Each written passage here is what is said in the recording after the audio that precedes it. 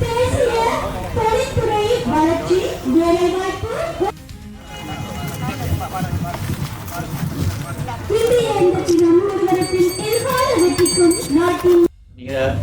எல்லோருக்கும் தெரியும்.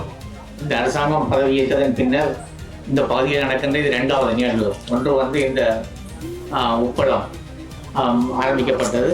இது 2வதாக இது நடைபெறுகின்றது. இந்த நிகழ்வு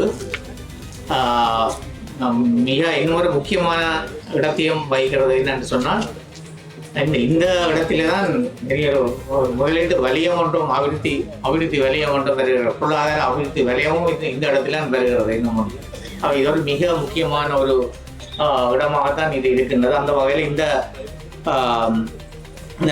வரலாற்று சிறப்பிக்கிற நாளிலே ஒரு 40 ஆண்டுகளுக்கு பிறகு மீண்டும் இந்த தொழிற்சாலை ஒரு பழைய நிலையை திறமையை மீட்டடிக்கும் முகமாக ஒரு ஆரம்ப புள்ளியாக ஆரம்பித்து வைக்கப்படுகின்றது.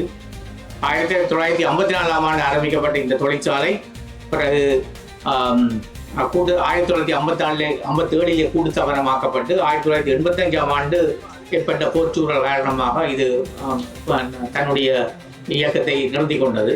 இங்கு ஏற்கனவே இருந்த தொழிற்சாலைகளை மீண்டும் இயங்க வைப்பது கொண்டு மற்றது இங்கு வடமாகாணத்திலே 3 பொருளாதார அபிவிருத்தி நிலையங்களை ஏற்படுத்தி இருக்கின்றது. அதுவும் வருங்காலங்களில் அது விரைந்து ஒரு தொழிற்பட உருவாகும். கேகேசில் இருக்கின்ற 1வது ஒன்றாகவும் 2வது பரந்த நிலையும் 3வது மாங்குளத்திலும் அமைய போக இருக்கின்றது.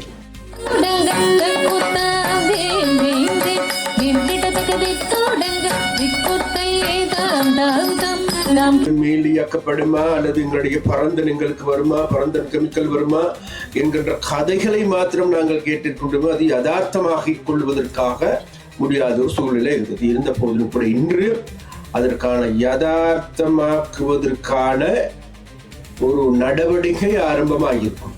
பரந்தன் கெமிக்கல் இதில் அவர்களுக்கு மட்டுமல்ல, இன்று முழு நாட்டுக்கும் இது ஒரு மிக முக்கியமான ஒரு நாளாக அமைகின்றது. මේක ඉතිහාසයක් පුරා පැවති පරන්තන් කෙමිකල් ආයතනය නැවත ආරම්භ කිරීමක් විතරක් නෙමෙයි. இது உண்மையிலேயே பல வருட காலமாக நிகழ்ந்த அல்லது செயல்பட்ட பரந்தன் கெமிக்கல் ஃபேக்டரியை ஆரம்பிக்கும் நிகழ்வு மட்டுமல்ல. එදා වේලට ආර්ථිකයේ විකුණගෙන කාපු ක්‍රමේ වෙනස් කරලා සදාකාලික ජීවත් වෙන්න පුළුවන් විදියට අපේ රටේ නිෂ්පාදන ආර්ථිකය යලි ස්ථාපිත කිරීමේ අවස්ථාවක්. அதாவது கடந்த காலங்களில் எங்களுக்கு தெரியும், எல்லா வளங்களையும் இந்த நாட்டில் இருந்த வளங்களையும் விற்று அளித்த அந்த அரசியல் பயணத்தை தோற்கடித்து முடிவு நிறுத்தி மீண்டும் மக்கள் சார்பான இந்த நாட்டின் உற்பத்தியை கூட்டும் ஒரு நாளாகவும் இது அமையும்.